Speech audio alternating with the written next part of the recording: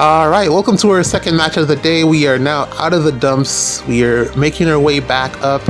And we're going to use the same Sita team again. And this time we are against a Cav line here with the same two units. Unfortunately, we will not be able to false start the AoE this time. We're going to have to figure out a way around this. But luckily, there's no Dancer. So that's one less thing to worry about. We just have to avoid Leon. Not that we really have to. I mean, we can bait him if we want to. We did see that. It is promising we will be able to survive. The downside is that wherever Leon hits, Shamir will also hit. There's no way you're surviving that 1-2 punch. So we're going to have to avoid the left-hand side and take on the weakest unit here, which again is Golvig. Unfortunately for our opponents, they have to run Golvig, otherwise they lose the maximum lift, which is 40.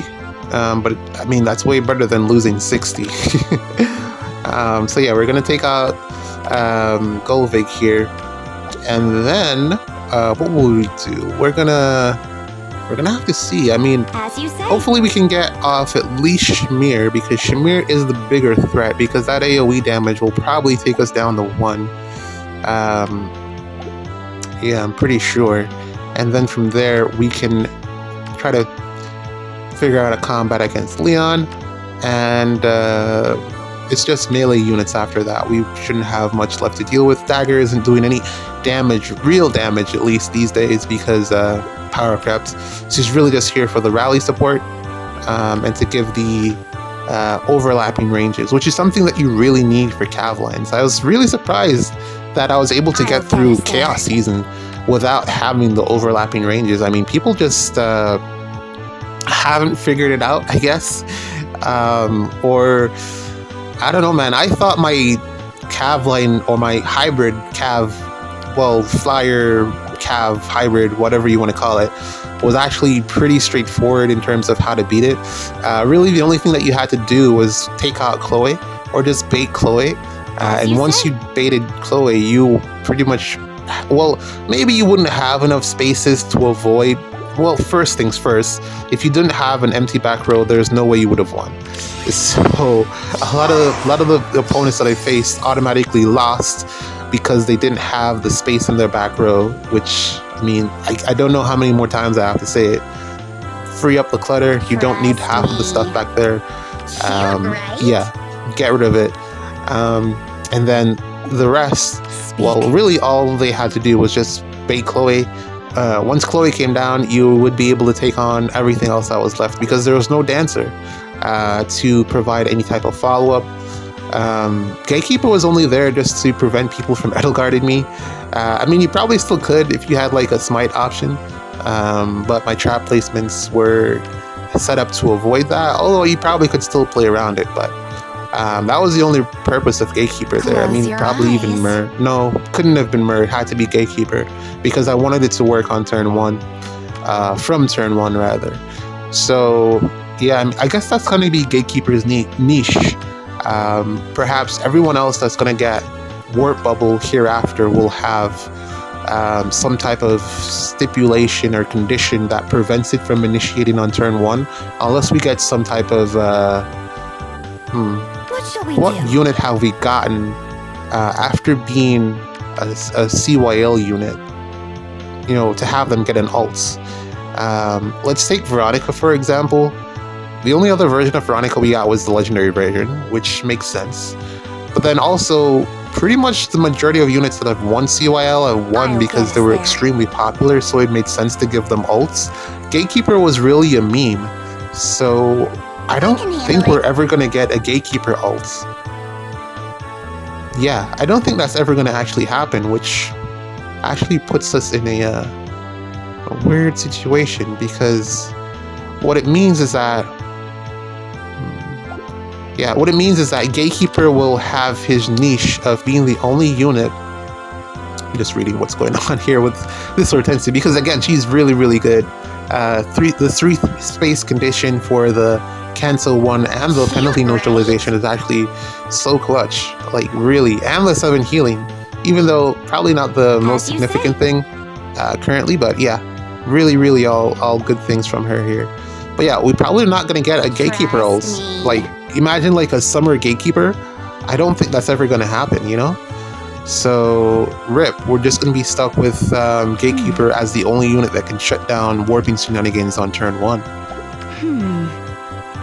Well, I mean, that being said, it's probably not the worst thing in the world. We have been doing fine so far as warp shenanigans go. I mean, Flyer Lines have pretty much left the meta. I haven't really seen one in the longest while, but that's probably just because of Byleth. Byleth has pretty much shut that down because of his no counter disrupt. So yeah. And then we're just dealing with the Cavs now and the infantry lines as well. Some people have been running that to great success. I mean, myself as well. I've had some amount of success doing that. And Levin over on his channel has been doing fairly well with his infantry line hybrid as well. So warping isn't something that has broken the game in a lot of senses. It's a very... I hope that they aren't, like, IS isn't too focused on countering warping. Because it hasn't broken the game as bad as I thought it would when it initially came out. But it's definitely made an impact. That much I can say. Also, I was a little bit salty about losing that rank 1 because that one guy didn't want to surrender on the last day, but I mean, it is what it is. It's a lot of luck involved because some of those matches I won, I was just like, wow, really? About what you would expect with Golveg. This Kata can go like 3 combats against this Golveg and take like, what, 21 times 3, what's that? 63 damage and still survive. That's just in chip damage because she won't take any other form of damage from Golveg. Golveg pretty much hits her for 0 as he jumps. Ooh, nice, okay. Alright, I was kind of concerned in terms of how I was going to be able to take out that Leon, but it looks like we get that with no problems. And we get Shamir as well, so I got a couple of options here, and I'm definitely going to use them. Alright, and we got Formortis in the back. So that means pots are easy. I mean, if there was a dancer here, if they had just dropped Mir for or maybe dropped Formortis for a dancer, this would have been really annoying to deal with. But then again, maybe the dancer would have just danced Dagger or whoever else was locked. So, might not have benefited them really. But we're taking this kill on Leon because, of course, why not? Man, I really love this Cancel 1. I can't wait for them to create like a C skill for infantry units that gives them that Cancel 1 mobility after combat because it is so useful. Maybe Cancel 1 plus like null follow-up maybe, but that's probably asking for too much. But yeah, I would definitely love a C skill that provided the Cancel 1 mobility for infantry units. I think it's I'm ready. Or maybe not even a C skill, but like an attune skill that just gives Cancel 1. If you have like an HP condition or something, I don't know, like a status effect. If you have, let's say, like if you have a status effect, unit gets Cancel 1. That would be nice. I would really appreciate that. And then we got the kill here on Freyr because of the no quarter. Also, that's actually, well, then again, I am debuffed and there's no one within 2 spaces for her to activate her Unity effects. Close your eyes. But at least we still got the kill on Freyr. I gave her no quarter. I had like 2 Sylvains, and as I said, I'm not like the hugest Sylvain fan, so I fought her to copy. I still have 1 more copy of Sylvain left. Don't know what I'll do with it yet. I could put it on Attune Peony, but then I'm not the biggest fan of Attune Peony. I prefer Triandra, the rearmed version. The attuned version, or maybe there'll be another dancer that comes out eventually, or just another unit that's just better in general, for me to give the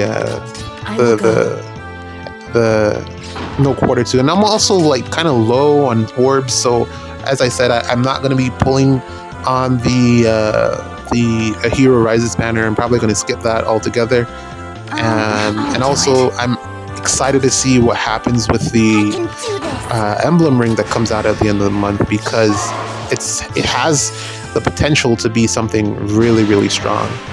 I was listening to the podcast with Joel and DTM, and they were like, maybe it might even be like Ike, and Ike would give like some effect that prevented chip damage, which makes a lot of sense. Like, if you were gonna create something or a way to negate chip damage, making it a emblem ring benefits you a whole lot, because you have to pull for it, yes, but it's something that you can pass around, so it's not always going to be on the same unit. I can handle it. It's a way, it's not like the emblem ring wouldn't be a hard counter like, let's say, a skill would be. Like, if it was just a skill, then it would be an easy pickup. You'd probably even eventually get it from like Hall of Forms. But if it's the emblem ring, then you have to pull for that specific unit, and then a lot of people wouldn't. Some people may or may not pull for the unit, so it would be easier to plan against, or maybe probably be like 50-50. Yeah, maybe. But I think I prefer it being an emblem ring. If I were to choose, I'd prefer it being an emblem ring. I'm kind of tired of pulling for skills, because then you'd have to pick a slot. Hopefully, you're hoping that would be a C slot skill, a C passive, and then what would that even look like? Negate chip damage from blah blah blah? Like, no. I think it has to either be an emblem ring or maybe a unit that has that in their weapon effect. If you get what I'm saying. But yeah, I'm looking forward to that. That's probably where I'm gonna. Ooh, almost. That's probably where I'm gonna spend my orbs at the end of the month. Unless there's some other banner that comes out between now and then that's just as good, but that's really where my focus is at on the legendary banner. Spark a copy of whatever it is that comes out. Probably it's going to be Ike or maybe Hector, who knows, but that is it for this one. As I said, my Cavalines are pretty much dead, but GG's, see you in the next one.